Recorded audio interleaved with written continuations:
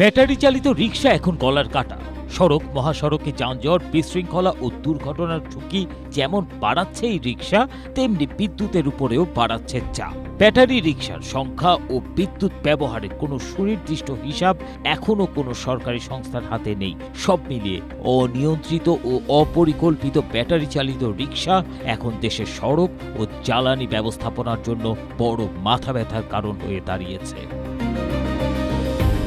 বেসরকারি গবেষণা সংস্থা সেন্টার ফর পলিসি ডায়ালগের তথ্য অনুযায়ী সারা দেশে আনুমানিক ৬০ লাখ থ্রি হুইলার চলাচল করছে।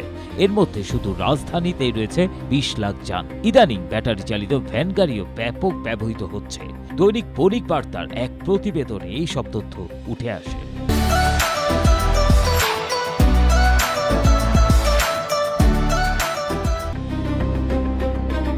প্রতিবেদনটির সূত্র মতে ব্যাটারি চালিত রিকশার বিশৃঙ্খল চলাচল, যেখানে সেখানে যাত্রী ওঠানো নামানো, ইউটার্ন নেয়া এবং মূল সড়কে উঠে আসার প্রবণতা পরিস্থিতিকে আরও জটিল করে তুলেছে।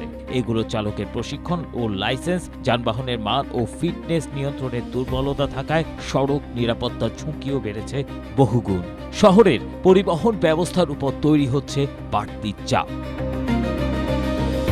এছাড়াও এসব রিকশার চার্জে কি পরিমাণ বিদ্যুৎ ব্যবহৃত হচ্ছে তার সুনির্দিষ্ট হিসাব নেই। বিদ্যুৎ, জ্বালানি ও খনিজ সম্পদ মন্ত্রী ইকবাল হাসান মাহমুদ জানান, এইসব যানের বেশিরভাগই রাত ১২টার পর অবৈধ সংযোগের মাধ্যমে চার্জ দেয়া হয়। এসব অবৈধ সংযোগ বিচ্ছিন্ন করতে গিয়ে বিভিন্ন জায়গায় সরকারি কর্মচারীরা হামলার শিকার হচ্ছেন বলেও জানান তিনি। এ প্রসঙ্গে বিপিডিবির চেয়ারম্যান প্রকৌশলী রেজাউল করিম জানান, ঢাকায় অনুদিত ৩,৩০০টি চার্জিং স্টেশনের বিপরীতে প্রায় ৪৮,১৩৬টি অবৈধ চার্জিং পয়েন্ট গড়ে উঠেছে। এসব চার্জিং পয়েন্ট বিদ্যুৎ ব্যবস্থার উপর অপ্রাতিষ্ঠানিক চাপ তৈরির পাশাপাশি সরকারকে প্রতি বছর ৪,০০০ কোটি টাকা রাজস্ব থেকে বঞ্চিত করছে বলে জানিয়েছে সংস্থাটি।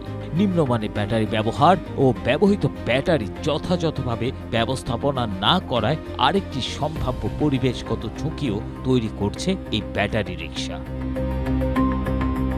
দৈনিক বণিক বার্তার প্রতিবেদনটিতে আরও জানানো হয়, বিশেষজ্ঞরা এই সমস্যার সমাধানে দৃঢ় রাজনৈতিক সিদ্ধান্ত ও কার্যকর প্রয়োগ নেয়ার কথা জানিয়েছেন।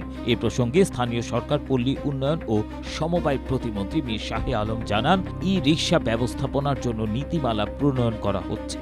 এদিকে ঢাকার ব্যাটারি চালিত অটো রিকশাকে ধীরে ধীরে সৌর বিদ্যুৎ চালিত ব্যবস্থায় নেওয়ার পরিকল্পনার কথা জানিয়েছেন ঢাকা দক্ষিণ সিটি কর্পোরেশনের প্রশাসক মোহাম্মদ আব্দুস সালাম। তিনি আরও জানান, অনুমোদন ছাড়া যত্রতত্র ব্যাটারি রিকশা তৈরি বন্ধে নির্ধারিত কিছু কারখানা ঠিক করে দেওয়ার উদ্যোগ নেওয়া হচ্ছে।